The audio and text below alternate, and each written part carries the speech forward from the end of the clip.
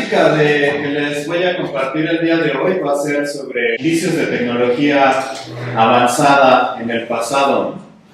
En estas imágenes que vamos a empezar son imágenes nahuas de las culturas que estaban en lo que ahora es nuestro país. Aquí vemos una piedra donde tenemos a la Coyuxauhqui y es una piedra labrada, es una piedrita de unas 12 toneladas, tiene un labrado bastante definido. Y vamos a ver que estos son los trabajos que se van a ir haciendo aquí en Tierra de los Nahuas. Aquí vemos otra piedra. Esta piedra ya está por arriba de las 20 toneladas, es una Tlaltecutli, es una pieza que ahorita está en el Museo del Templo Mayor, es una piedra de más de 20 toneladas. Aquí tenemos la Huayhuaxicalli, que es la gran jícara del sol, también conocido como el calendario azteca o la piedra del sol. Esta piedra es una piedra de 25 toneladas, también vamos a ver que es una piedra de un tamaño bastante considerable. Vemos aquí esta misma piedra como cuando la transportaron pues tenían que usar camiones de carga especiales, ¿no? Son bastante difíciles de mover. Aquí vemos más o menos el tamaño de una persona, comparada con las piedras que hemos visto, 12 toneladas y media, 25 toneladas, y esta piedra también es arriba de 20 toneladas. En general, hay miles de monolitos que podemos ver en nuestras culturas. Interesante saber cómo es que los pudieron hacer cuando se suponía que no había metalurgia, cuando se suponía que no había conocimiento de... Bueno, es ridículo decir que no conocían la rueda porque pues obviamente hay círculos por todos lados, pero no se utilizaba la rueda, cuando menos no está en la historia oficial que se utilizara la rueda para transportar este tipo de piedras enormes. En esta parte de Francia hay cientos de piedras monolíticas. La mayoría de estas piedras están entre 5 y 15 toneladas, relativamente no son tan grandes, pero como vemos son cientos de piedras y tienen una alineación particular. Aquí vemos el tamaño promedio de la piedra. Y en Europa aquí en Karnak hay cientos de piedras, pero en general en Europa hay un montón de ejemplos y los pueden buscar como dolmen. Si googlean la palabra dolmen, van a ver que en toda Europa hay un montón de estos piedras monolíticas acomodadas por todos lados, ¿no? Aquí vamos a ver unas imágenes en la isla de Rapa Nui, que actualmente es parte de Chile, de la República de Chile. Es también conocida como la Isla de Pascua. Aquí en la Isla de Pascua hay casi 300 de estas figuras. Y como vemos, son figuras hechas de una pieza monolítica, cortadas en una pieza monolítica y que están enterradas. La mayoría de las piezas además tienen una posición particular, todas están viendo al centro de la isla. Y aquí podemos ver hace poco porque había gente que creía que nada más era la cabeza, ¿no? Pero ya que empezaron a excavar, vemos que tiene una muy buena altura. Igual son piezas que oscilan de las 20 a las 30 toneladas. Aquí también vemos en la isla de Pascua cómo están utilizando alguna tecnología, la cual pues es interesante indagar o pensar cómo fue que pudieron ellos ir escarbando. Como ven, pues esta piedra es sólida, ¿no? Es un pedazo sólido de la ladera. Ahí podemos igual darnos cuenta un poco de las dimensiones que tiene. En este caso vamos a ver unos ejemplos megalíticos que están en Líbano, en un área que se llama Baalbek. Son de los monolitos más grandes que hay. Igual esta es una personita y vemos estos bloques. Estos bloques oscilan más o menos entre las 2.000 y 2.500 toneladas. Son de los más grandes conocidos en construcciones. Se los digo otra vez, arriba de 2.000 toneladas. Esto es algo muy interesante porque, bueno, para cargar y mover una tonelada se necesitan de 20 a 50 personas. Necesitaríamos 20.000 personas para mover 1.000 toneladas. 40.000 y eso necesitamos personas muy fuertes, ¿no? O sea, realmente para mover esto se necesitarían como 70.000 personas. O sea, es una cantidad ridícula de gente para pensar que lo pudieran mover con pura fuerza humana. A este templo se les atribuye a los antiguos griegos, pero como en muchas áreas del mundo hay templos en donde hay piedras monolíticas impresionantes y después hay construcciones arriba de esas, mucho menos impresionantes, mucho más pequeñas, ¿no? Como si un pedazo de tecnología se hubiese quedado en el pasado. Hay zonas en donde se ven en donde se están cortando los bloques y cómo están los bloques aquí todavía uno sin separar completamente del área, ¿no? Son bloques que tienen pues cortes, como vemos aquí, de metros, ¿no? O sea, y como les digo, pues están por ahí de las 2000 toneladas de peso. No sabemos bien cómo lo cortaron, cómo lo movieron. En Jordania hay un montón de construcciones como estas. En general el área se conoce como Petra, pero son decenas de lugares que están así. Como vemos aquí tenemos una montaña completa de piedra sólida y vemos como las laderas están cortadas para hacer este tipo de monumentos. Aquí ya, pues ya ni siquiera es hablar de cantidades de peso, ¿no? O sea, ya es realmente labrar la piedra desde la montaña, y aquí vemos una persona. Esta mancha de aquí no es un cacahuate, es una persona. Como vemos, la puerta es como para gigantes. Tremenda ingeniería, ¿no? Si vemos las cámaras por dentro, los cortes están hechos a 90 grados perfectamente, ¿no? Cuando utilizamos instrumentos de medición modernos, vemos que los cortes y los ángulos son ángulos rectos perfectos. Y también, pues vean el tamaño de esta cámara. Todo esto está labrado adentro de la montaña. Aquí vemos otra perspectiva, igual justo a la parte de la montaña, la altura, la gran altura a la que están las columnas, el trabajo artístico que hay en Petra. Es realmente una cosa impresionante. Y como les digo, son un montón de lugares. Aquí hay un edificio, aquí hay otro, escalinatas, templos. Aquí en esta construcción vemos cómo tenían pues, lugar público, ¿no? Un ágora. Y pues vemos en general el trabajo de los círculos está súper bien hecho. Y también todo esto, vean cómo está la montaña cortada.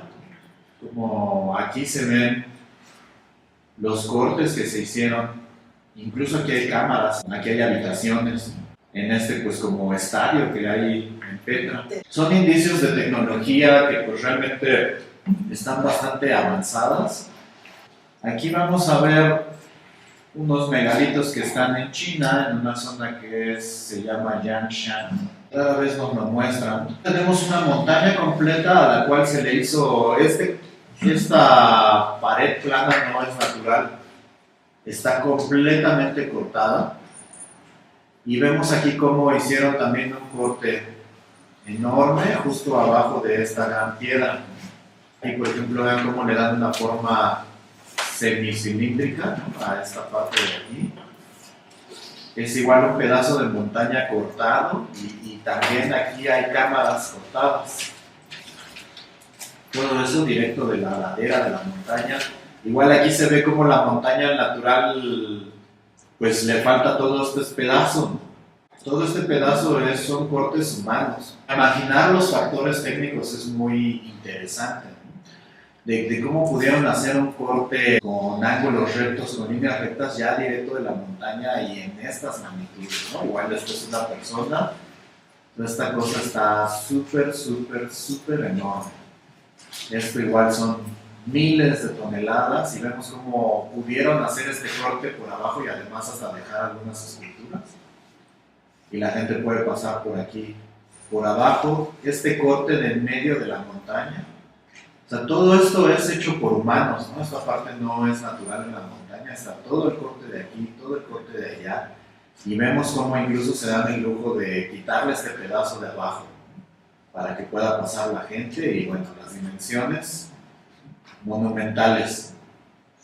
Estas imágenes que les voy a mostrar ahora están en Japón, Yonaguni. Estas probablemente las han visto, es la que llaman la Atlántida japonesa, ¿no?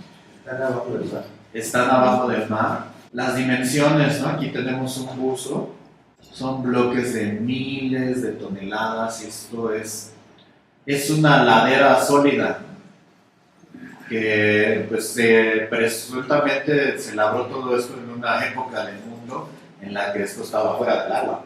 Difícilmente podemos pensar que eso no es hecho humano. O sea, si alguien cree que todas estas líneas rectas y todos estos cortes se pueden dar en la naturaleza, pues la verdad lo veo muy difícil. Quiero pasar un poco a la teoría de cómo se puede trabajar esto. Así que vamos a hablar de cortes monolíticos. ¿Cómo hacemos esos cortes en las épocas modernas? Y después vamos a compararlo con lo que tenemos en el pasado. Esta es una sierra que se utiliza en la maquinaria moderna para hacer cortes monolíticos en un sitio en donde extraen mármol. Como ven, es un coche industrial enorme. Esta sierra mide muchos metros. Esta sierra circular, que también es del tamaño de una persona, es nada más para hacer unas hendiduras de este tamaño, que es de cerca de 40 centímetros. Para hacer cortes en piedras grandes se necesita este tipo de sierras. Esta sierra, como ven, más o menos es de 3 metros de largo y está montada en un auto y a fuentes de poder bastante amplias. Esta es otra sierra de 2 metros y medio más o menos para hacer cortes monolíticos. Y de todos modos estas sierras cortan a lo mucho un metro de profundidad, y esto que son las más grandes que hay en la industria. Hacen cortes muy lentos, o sea, para cortar un monolito como esto se tardan todo el día. Van bajando muy poco a poco porque si les meten mucha presión se rompen. Y además tienen que echarles toneladas, bueno, litros y litros de agua para que puedan ir cortando. Aquí vemos cómo avientan agua y todas estas sierras son de 3 metros de diámetro. Son sierras súper enormes, ¿no? Aquí vemos, esta es una piedra de granito y cómo la están cortando. Vamos a ver aquí algunos ejemplos de corte. En esta parte que se llama Aswan, está en Egipto. Aquí vemos cómo hay un corte no terminado de un obelisco justo de la montaña, y vemos cómo están haciendo cortes que presuntamente podrían hacer sierras como las que vimos, pero que todavía tienen más profundidad, porque pues estos cortes, a ver si aquí ven un poco el tamaño que tiene esto. Son cientos de toneladas lo que se calcula que pesa este tipo de obelisco, ¿no? Están enormes, pesadísimos, pero aquí vemos pues cómo de la montaña están sacando estos cortes. Y de hecho, realmente cómo lo hacen en un espacio muy estrecho. Porque si pensamos nosotros en meter herramientas como las que les acabo de mostrar, ni siquiera aquí un bulldozer de esos cabría. O sea, está muy incómodo el corte que se está haciendo aquí, y además, pues, con ángulos rectos perfectos, como ya hemos visto en otros lados. Las imágenes que les voy a mostrar aquí ahorita están en el Estado de México y son conocidos como los baños de Nezahualcóyotl. Vemos cómo está en la ladera. En esta área vamos a ver cómo hay piedras de una sola pieza, monolíticas enormes, al lado de piedras más pequeñas. Esta área es piedra maciza, no son piedras unas sobre otras, sino que todos estos cortes, esto es pues, como el jacuzzi o uno de los baños que había, vemos cómo está cortado de una piedra maciza de la ladera de la montaña. Y vean, digo, aquí está roto porque está desquebrajado un pedazo de la montaña. Y pero podemos ver cómo estos son piedras sólidas, no es un pedazo pegado con otro, incluso podemos, les digo, ver ciertas evidencias de corte. El corte, me gusta mucho analizarlo porque pensar en las herramientas tecnológicas que se necesitaron para hacer algo así, pues es algo completamente impresionante que por supuesto nunca jamás pudo hacerse con herramientas de bronce. No podemos saber con qué lo hicieron, pero sí podemos saber y podemos asegurar que con herramientas de bronce esto no se puede. Lástima que, pues como muchos monumentos, esto fue vandalizado. No nos queda, digamos, como que la vista original. Sin embargo, aquí podemos ver las evidencias de la tecnología. Estas piezas que vamos a ver están en Perú. En áreas naturales, estos pues, son bloques bastante grandes en los cuales hicieron aquí una cascada. O sea, aquí hay un paso de agua y hicieron estos cortes. Bueno, aquí nada más pues, para adornar una fuente. Pero vemos igual cortes pues, en que incluso nos cuesta trabajo pues pensar qué era lo que estaban pensando o qué era lo que querían hacer, con dónde querían llegar, o si esta pieza era algo más, si está incompleta, si está rota, qué era lo que hacían ahí. Aquí vemos un acercamiento de una maqueta que tienen en el área. Déjenme les paso esta área. Esta es la maqueta. Es un pedazo de monolito que está cortado y alguien tuvo así a bien hacer una maquetita con escaleritas, con casitas y con animales, porque aquí vemos en el acercamiento cómo tienen animales. Como vemos, pues esto realmente además no tiene una aplicación más allá que simplemente, pues, prácticamente lúdica, ¿no? Porque igual no es una maqueta del área, ¿no? Igual uno podría pensar que esto es un minimapa, ¿no? Pero no, en realidad pues vemos que alguien ahí anduvo como que probando técnicas con la piedra y pues la tecnología que se necesita para eso es algo que modernamente ni siquiera ni se nos ocurre, pero mínimo se necesitan puntas de diamante para hacer este tipo de cosas, ese tipo de cortes. Aquí igual y vemos cortes artísticos en pedazos de la piedra monolítica, ¿no? Que todo esto es igual una pieza, ya está rota. Aquí vemos piezas completas, pero se me hace muy interesante cómo hacen los cortes, pues casi, para mí parece como si viniera un niño a jugar, ¿no? Porque dices, bueno, ¿cuál era el chiste de tener una piedra cortada aquí, otra piedra allá, unas con figuritas? O sea, esto eran unas escaleras de veras o nada más estaban jugando. Hago los rectos perfectos y todo, pero les digo, a mí se me hace como si hubiera una tecnología muy avanzada y algún niño ahí estuviera jugando a hacer sus figuritas. Todas estas áreas entre Bolivia y Perú, Tiahuanaco, Pumapunku, todo esto tiene ejemplos de tecnología muy avanzada. Y los cortes pues no pueden ser como con las sierras que nosotros utilizamos comúnmente, porque son maquinarias enormes y los ángulos que ellos están logrando son completamente difíciles, raros. Aquí les voy a enseñar la piedra que está en Arabia Saudita. Está ahí en medio del desierto y tiene algunos grabados jeroglíficos. Como pueden notar, está partida por el centro. Ahora esta piedra es un pedazo enorme de monolito y bastante ancho. Por ejemplo, las sierras que les enseñé no podrían bajar hasta acá. No hay manera de tener esa maquinaria que haga pues un corte tan exacto, tan perfecto y como les digo, bueno, aquí no se ve una persona, ¿no? Pero esta piedra es enorme, enorme y este corte es de metros. Y la pusieron ahí, además, como ven, están balanceadas, ¿no? Así alguien además se tomó como el tiempo de balancearla ahí y cortarla.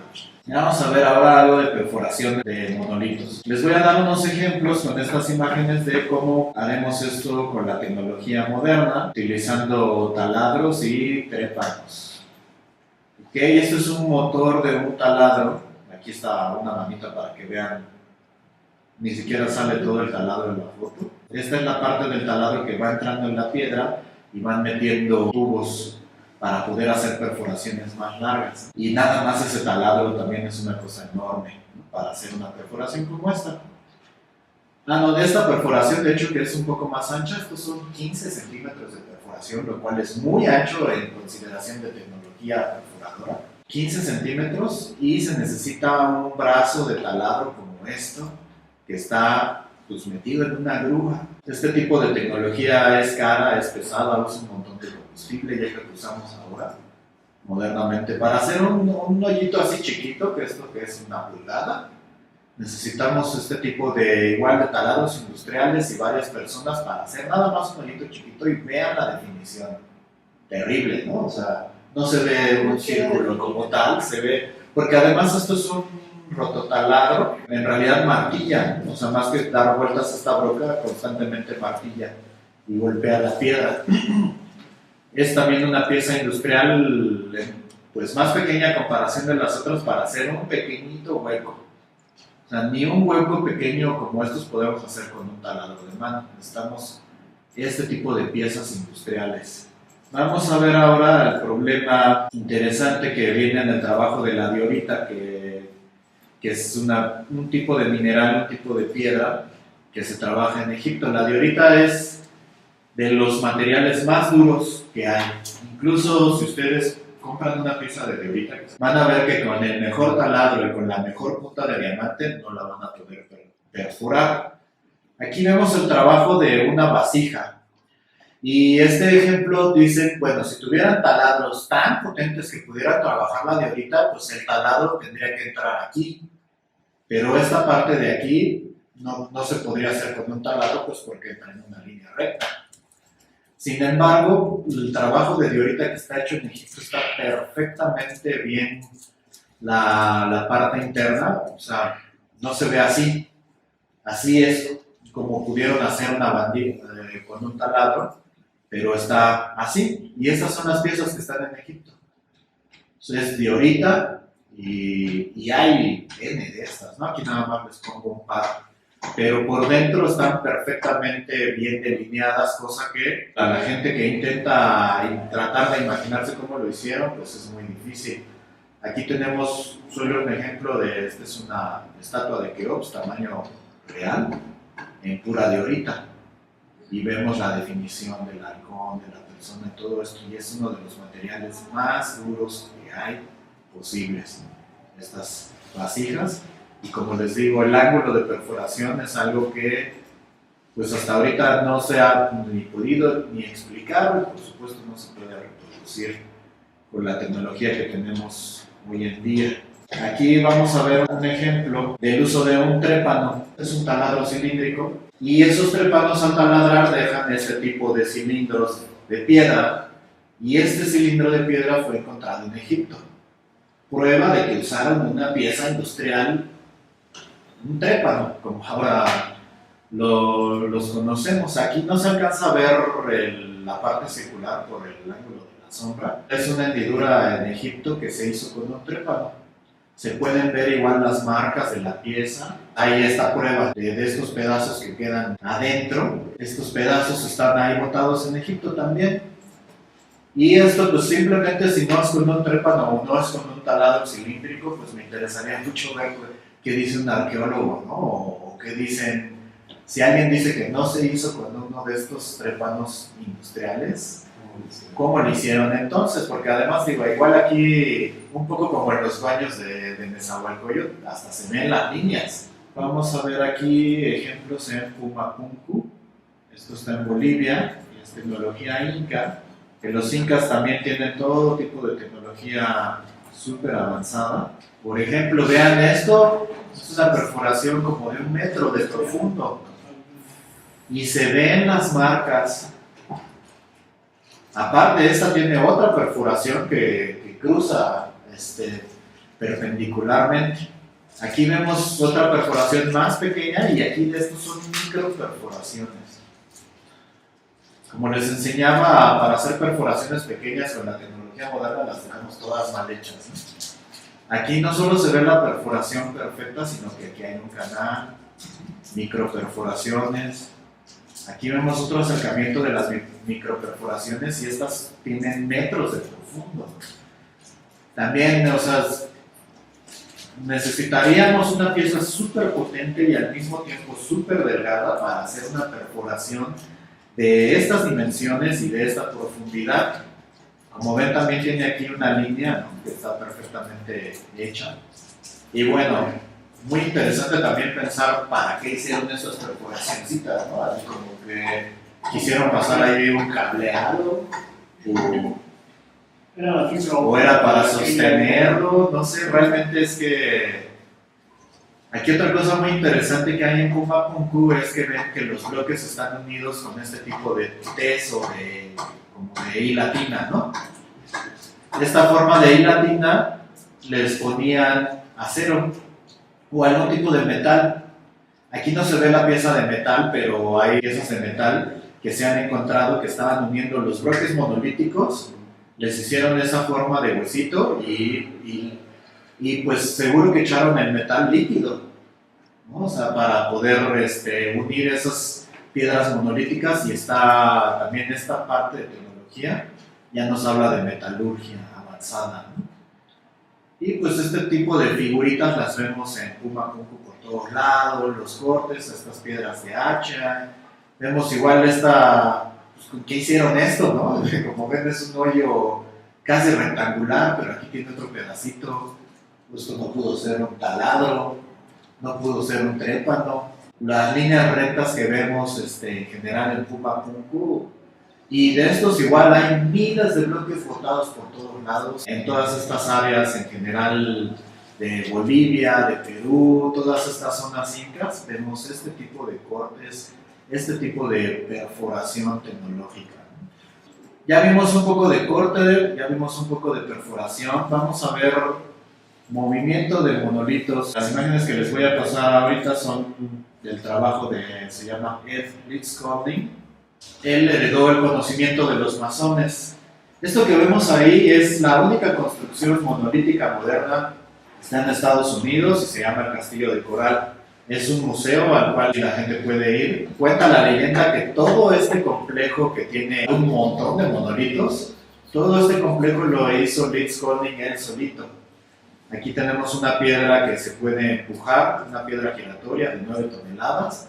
Está perfectamente bien cimentada para que una persona la empuje y gira.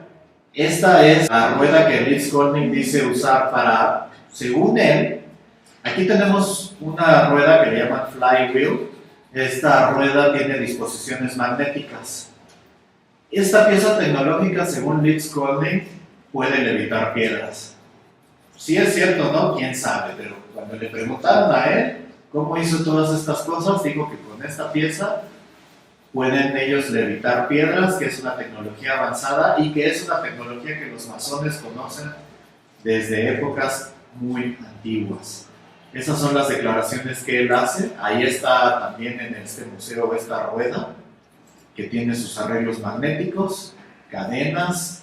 ¿Cómo la usaba? Pues no lo sabemos específicamente, pero en general con esa rueda y con estos tripiés, cadenas y aparatos pues, relativamente sencillos, o sea, no eléctricos, es que él conseguía mover las piedras según sus propias declaraciones. Entonces esto pues, se me hace muy interesante siempre mencionarlo porque es la construcción monolítica que hay hoy en día. Igual como ven, vienen piedras de toneladas unas sobre otras, todo tipo de cortes variados, y es la única persona que ha hecho esto en épocas modernas. Entonces sus declaraciones de que los masones sabían levitar piedras y que él tiene ese legado, pues me parecen muy, muy interesantes. La piedra de Tlaloc, esta piedra también está en México. Y vamos a ver que esta piedra es un monolito de 165 toneladas, una cosa así, más de 160 toneladas. Es el monolito más grande conocido en nuestro país. Y esta piedra en los años 60 la movieron al museo en donde está ahora actualmente. Y como vemos, para mover esta piedra se tuvo que hacer una estructura pues, de metal, toda, nada más para levantarla porque estaba pues, semienterrada en el piso. Se tuvo que utilizar todo este material de construcción para poderla alzar. Se tuvieron que usar camiones de carga especiales porque no cualquier camión de carga puede mover una piedra. Aquí vemos la dimensión ven que trae una plataforma extra, una plataforma especialmente diseñada para esa piedra de 165 toneladas y lo que nos costó moverla con la tecnología, en este caso de los años 60. ¿no? Aquí vamos a ver otro ejemplito de modernamente cómo se mueve una piedra. La anterior era de 165 toneladas, esta piedra es de 250 toneladas más o menos, ni siquiera 300 toneladas. Y vemos que para moverla, que esto fue un proyecto artístico de la Universidad de Los Ángeles, para el proyecto el artista quería utilizar esta piedra. Y pues para moverla vemos el tamaño de esta plataforma, ¿no? De aquí vemos en los coches y como decía Barney, mira el tamaño de esa plataforma. Está muchísimo más grande que la piedra. Se necesitaron, además pues esto tiene decenas de llantas nada más para poder soportar el peso. ¿no? Aquí vemos el camión, la plataforma, todo para mover unos cuantos kilómetros. Ni siquiera fue gran cosa, a la ciudad de Los Ángeles esta piedra, y ahí la pusieron. Esa fue su obra de arte, poner la piedra ahí en el pasillito. ¿Cuánto pesa? Le da sombra nada más. Que da sombra, sí, sí, sí. ¿Qué pesa? Más de 250 toneladas, un poco menos de 300 ¿De qué toneladas. material es? No estoy seguro qué tipo de piedra es, la verdad, pero sobre todo lo que a mí me interesa es que vean así con apenas 200 y tantas toneladas, lo cual ni siquiera es mucho. Les enseñé ejemplos de miles de toneladas. Nos costó todo esto, dinero y un esfuerzo bastante amplio moverla, ¿no? Y está en el límite de lo que se puede mover, realmente ni siquiera pudieron mover algo más grande. Esto es el límite de nuestra tecnología moderna, más o menos 300 toneladas.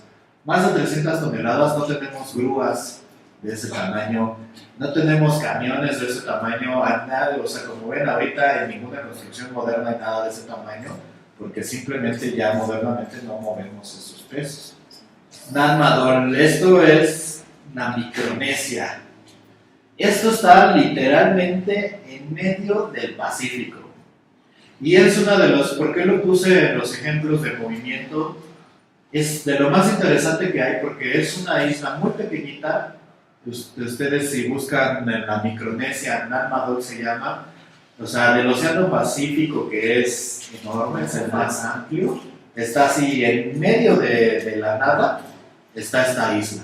Un poco como la isla de Pascua, que ya está más cerca a Chile. La gran diferencia con esta isla es que esta isla no tiene absolutamente ninguna piedra monolítica.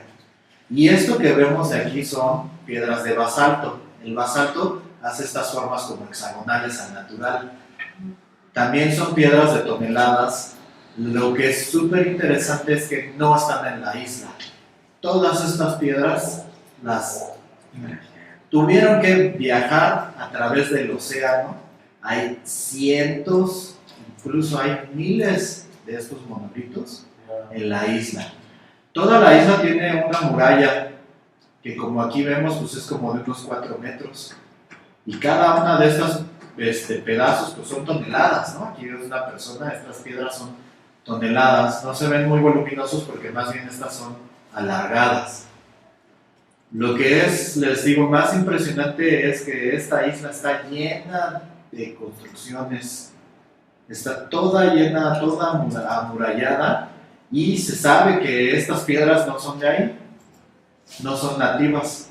Aquí en donde estas piedras están sobre un arreglo fúnebre, en donde creen que fue algún rey o algún personaje importante, porque hay arreglos fúnebres en el área, pero igual estas piedras son más grandes que las otras.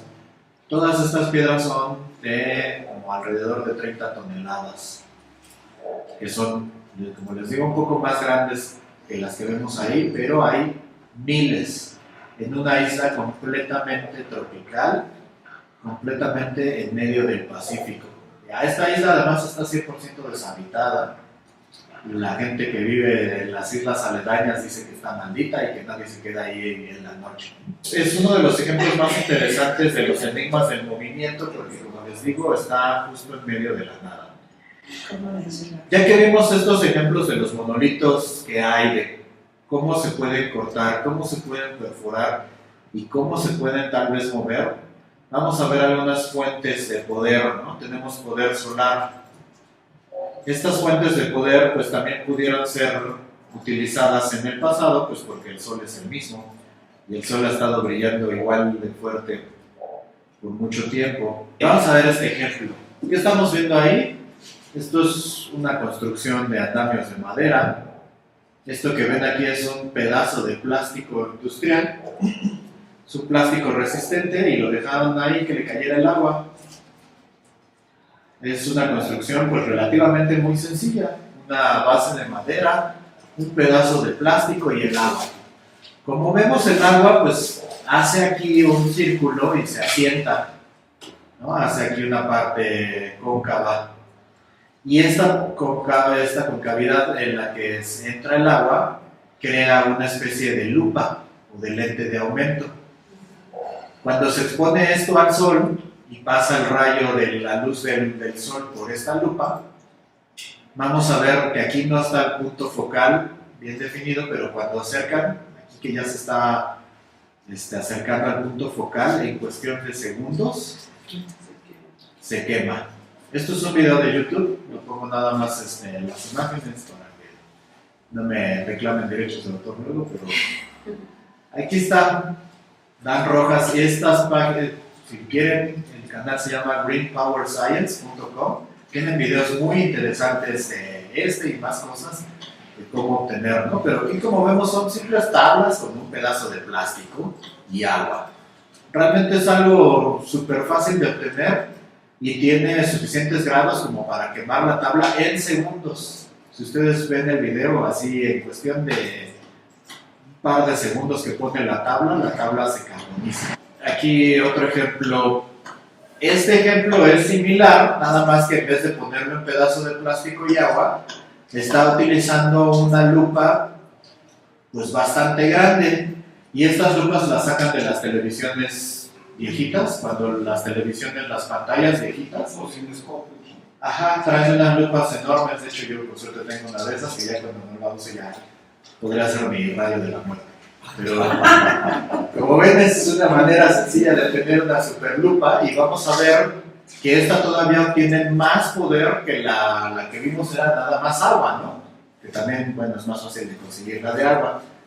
Aquí lo que vemos es un cable de acero, es una foto, pero si ven el video en cuestión de segundos, este cable se derrite. Aquí vemos una barra de metal, en cuestión de segundos, aquí en donde le da el sol, el metal se empieza a chicharrar y se separa por completo. Bueno, no es una barra muy grande, pero es de metal sólido y queda completamente achicharrado, ¿no? Incluso cuando vemos estas formaciones así como de brócoli, es porque la temperatura subió tan rápido que hace que el metal brote de esta manera, ¿no? Y todo esto con una lupa en un día soleado, obviamente es una lupa muy grande, pero no está utilizando energía eléctrica de ningún tipo, está utilizando tecnología óptica y el sol nada más, y pues esto genera muy buen calor, como ven, para derretir piezas metálicas sin mucho esfuerzo. Aquí vamos a ver este aparatito que hizo este chico, Eric Jackman. Lo que vamos a ver es que simplemente así tomó su antenita parabólica. Aquí se ve como es una antena parabólica, como la que puede uno comprar en cualquier tienda, la palería o donde la vendan, y la está puesta sobre un cochecito.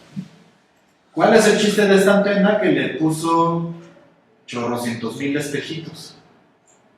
Ustedes no sé si saben, pero las parabólicas lo que tienen es que esta forma, cuando nosotros recibimos la señal de la televisión o eso, esta señal está por todos lados. Entonces, la parabólica toma esta señal y la concentra en un punto. De hecho, muchas de ellas traen una barrita aquí.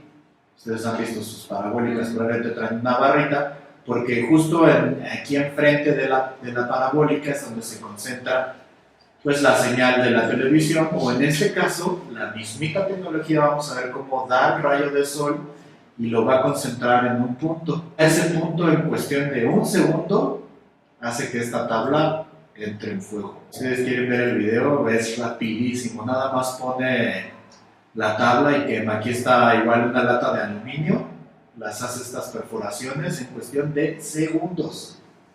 Rapidísimo. Hace estas perforaciones con esta tecnología, espejos acomodados de una manera parabólica. Y como vemos, esta es tecnología que puede llegar a muy buenos resultados y relativamente es fácil de lograr, o sea, es algo que nuestros antepasados pudieron lograr, ¿no? Aquí en este caso ni siquiera estamos hablando de energía eléctrica, ¿no? Todo esto es solo... A lo mejor para eso querían los espejos. Ah, por eso les gustaban tanto los espejos. Porque en el cuarzo. Sí, claro. Aquí vamos a ver cómo la misma teoría de lo que vieron en la parabólica, nada más que en una magnitud mucho mayor a escala. Tenemos una ladera en donde están los espejos acomodados, de manera que todos los rayos del sol van redirigidos a esta especie de parabólica súper enorme, la cual concentra un rayo de luz en un punto. Aquí vemos, esto está en Francia, y es un horno solar. Lo que hizo el chavo en su casa, ya construyeron este edificio Y este horno solar, aquí vemos cómo trabaja. Esto es una placa como de 1 pulgada, aunque aquí no se ve mucho, de metal, pues es una placa muy ancha. Y también en cuestión de segundos hace esto. Segundos la derrite. Aquí vemos otro ejemplo. Este es un poco más pequeño, pero igual todos los espejos traen una disposición en la cual tienen un punto focal. Los espejos de aquí se redirigen a la parabólica.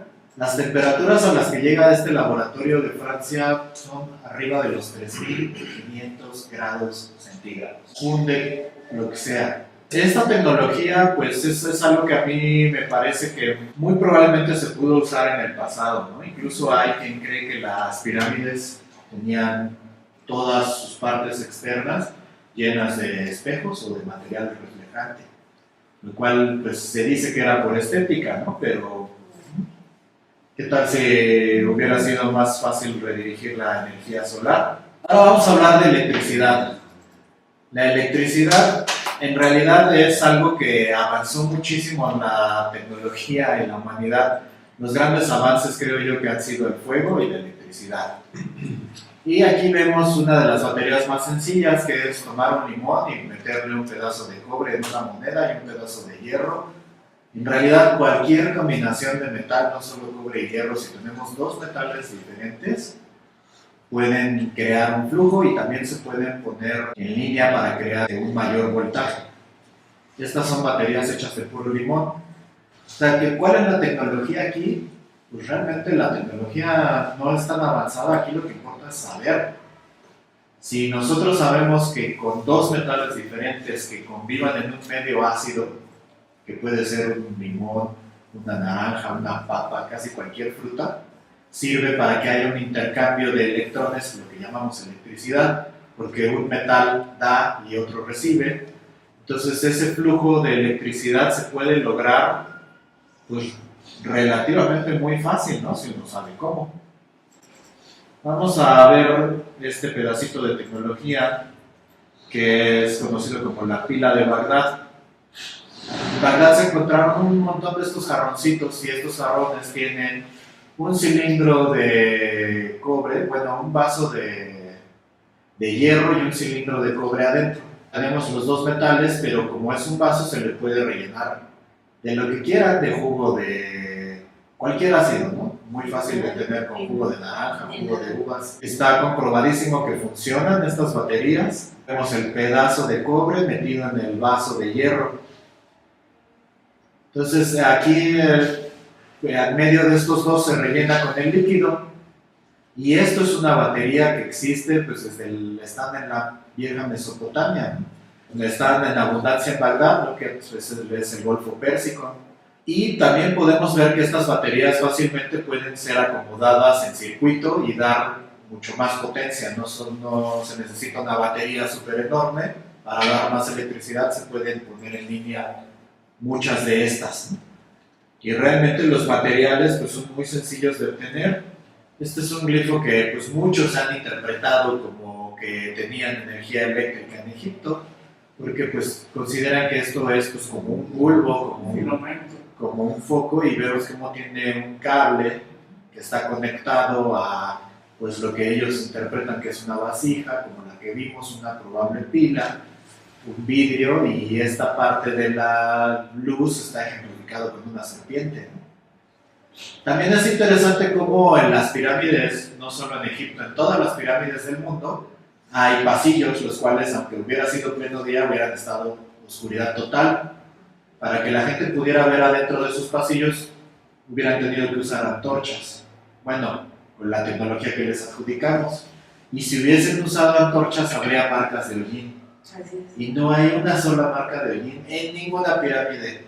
O sea que o andaban ahí a tientas en la oscuridad o utilizaban otro tipo de iluminación.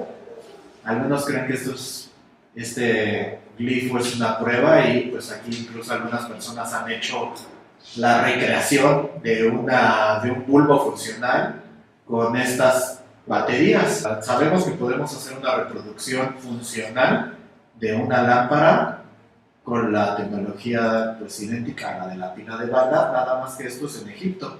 Que bueno, pues igual y podríamos pensar que esas pilas están pues, en toda el área. Aquí vamos a ver otro ejemplo de energía y esto le llamamos pila terrestre. Es un concepto que hasta donde yo entiendo lo trajo Tesla. Tesla trajo un montón de conceptos innovadores de cómo obtener energía eléctrica, pero lo mismo que vieron en la batería, tenemos un pedazo de hierro, un pedazo de cobre. Aquí les están poniendo una tablita de madera en medio para que no haya contacto directo, pero simplemente son tuberías cortadas. Este chico que lo pone en su video de YouTube lo explica, ¿no? Tomé esto de mi casa, tomé las tuberías, corta tuberías de distintos metales y hace estos paquetes.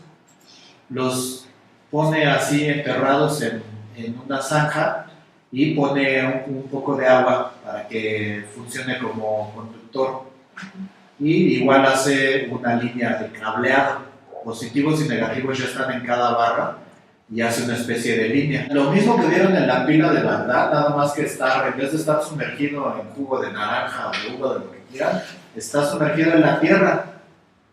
Y la misma tierra le va a permitir ganar voltaje. Está y muchos videos, si ustedes ven ejemplos de la pila de tierra, como simple y sencillamente de meter dos metales diferentes a la tierra, están obteniendo voltaje. Este es todavía más sencillo, así con su voltímetro. Y esto también ustedes pueden hacer la prueba, o sea, comprar un voltímetro que lo venden en cualquier papelería y ponerle, o sea, conectarla a pedazos de distintos metales, ¿no? Hierro y cobre suelen ser la opción de esta persona. Igual está obteniendo electricidad, casi un volt, 0.9. Nada más de meter su voltímetro, así está obteniendo electricidad de la Tierra. Según las teorías de Tesla, se puede obtener gran cantidad de electricidad nada más bajando a ciertos metros y metiendo ciertas placas de metales. Y aquí vamos a ver, pues esta es como una pila atmosférica. También otra propuesta de Tesla. Tesla dice, si subimos una bola de cobre, o en este caso hicieron una reja, ¿no?, enorme de cobre, esa esfera alrededor de, creo que arriba de los 20 metros, 25 metros, hay una parte de la ionosfera en donde se puede obtener igual una cantidad tremenda de energía eléctrica simplemente con subir esos metales a las alturas. Modernamente esa tecnología se está usando en esta máquina que se llama ARC. Esta está en Alaska, pero hay un montón de estas en el mundo. Y es el mismo principio, son antenas en una disposición especial, en una parte especial. Y estas antenas tienen un poder tan brutal que pueden crear terremotos, pueden crear tormentas. Es el arma de las más poderosas que se conoce en el mundo, porque puede aventar un rayo de energía. El rayo va a chocar con la ionosfera y rebota, y aquí en donde rebota va a haber un terremoto, y aquí en donde vuelve a rebotar hay otro. Incluso hay tratados internacionales en los cuales vetan el uso ya de esta cosa. Estas nubes no se dan al natural, y dicen que estas nubes se han visto antes de que pasen distintos fenómenos meteorológicos, incluso terremotos. Tenemos ejemplos de estas nubes, pero estamos hablando de una cantidad de energía tremendísima. De lo que les quiero hablar para cerrar, tenemos distintas pruebas de cambios de era, y estamos hablando de cambios tangibles. De movimiento de los polos es la teoría que más se ha respaldado para esto. Los continentes se han movido. Está la idea, y se sabe que los continentes tenían otro arreglo en la Pangea y ahorita están en forma diferente. También hay quien ha investigado en Antártida que es el continente de hielo, y abajo del hielo hay pruebas de que hubo un ambiente tropical, soleado abajo de la Antártida. O sea, como si ese continente completo se hubiera movido de la noche a la mañana a un clima a otro. Ustedes pueden ver imágenes de la Esfinge en Egipto y van a ver que tiene erosión, y esa erosión es formada por agua. Incluso se ven las marcas de agua en la Esfinge, y esto es un desierto ahorita. Entonces hay algunas pruebas de que los climas han cambiado terriblemente, de que los continentes se han movido. Y hay varias teorías. Lo que pasa es que nuestra Tierra tiene polos magnéticos. Hay un periodo de 26.000 años o 26.000 periodos de 360 días que está por todo el mundo. Y ese periodo es el que se cree en el cual pasa la precesión de los equinoccios, en donde se mueven los polos. En los grandes astros, todos van a tener una especie de ecuador, una línea. O sea, tienen un eje en donde gira y el ecuador está en medio de ese eje. Nuestro Sol tiene un ecuador, todos los astros giran, tienen un ecuador. Entonces, de esta línea ecuatorial del Sol, a veces la Tierra en un año pasa por arriba y a veces pasa por abajo. Y esto nos da los equinoccios. Cuando pasamos justo por esta línea ecuatorial, por así decirlo, es donde está el equinoccio. ¿Qué quiere decir equinoccio? De equidad, de día y noche. En el equinoccio tienes tanto tiempo de sol como tanto tiempo de oscuridad, y en los solsticios se cambia a un lado o al otro. Lo que estamos hablando es de una especie de estaciones galácticas, a lo que están pensando en 26.000 años. Nuestras culturas mayas, sobre todo a los mayas se les ha tomado mucho con esta cuenta de 26.000, pero está en todos lados. Cuando se pasa por esta parte, digamos, del ecuador de la galaxia, de un lado al otro hay un cambio de polaridades. Esto lo podemos ver porque en un lado de la Tierra está el efecto Coriolis, que es que si vemos un remolino de agua gira hacia un lado.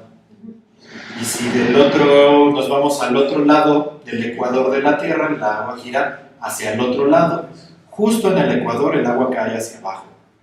De hecho hay museos en Ecuador, en el país, pero en toda la línea ecuatorial, en donde se puede ver así de, mira, de este lado el agua gira así, de este lado el agua gira acá, y justo aquí se va para abajo. Esto quiere decir que, por así decirlo, en la Tierra hay como un movimiento de espiral hacia un lado, espiral hacia otro, y aquí estamos en la parte neutra, como en todos los magnetos.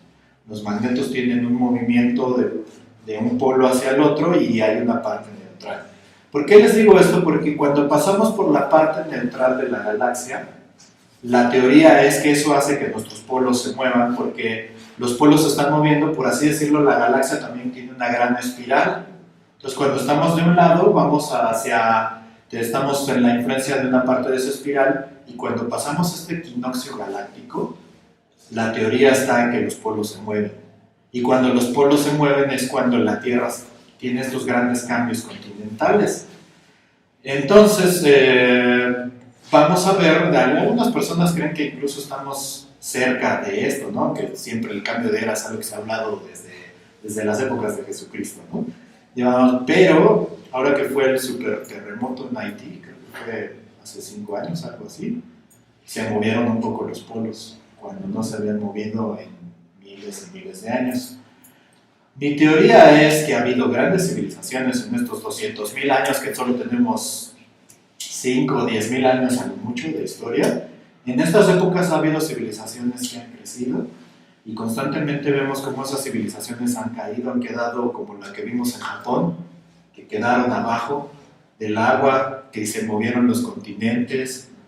Y eso para mí explicaría entonces que la tecnología no va en línea recta, porque a nosotros nos gusta pensar, nosotros estamos en el pináculo de la tecnología. Ni siquiera podemos replicar cosas del pasado, pero más bien es que la tecnología va arriba, va abajo. Y de hecho ahorita estamos en gran decadencia tecnológica, podría decir que ni siquiera estamos en un punto álgido, pero para nada.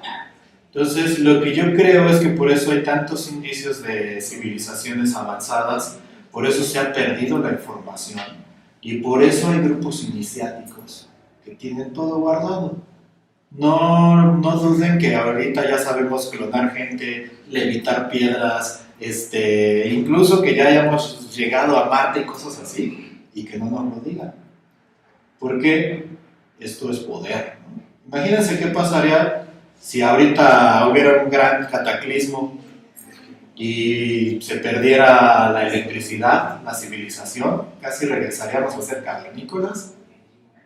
Pero si alguien de nosotros se acuerda cómo hacer una batería, aunque sea de limón, ¡wow! O sea, ya eres el mago de la nueva era.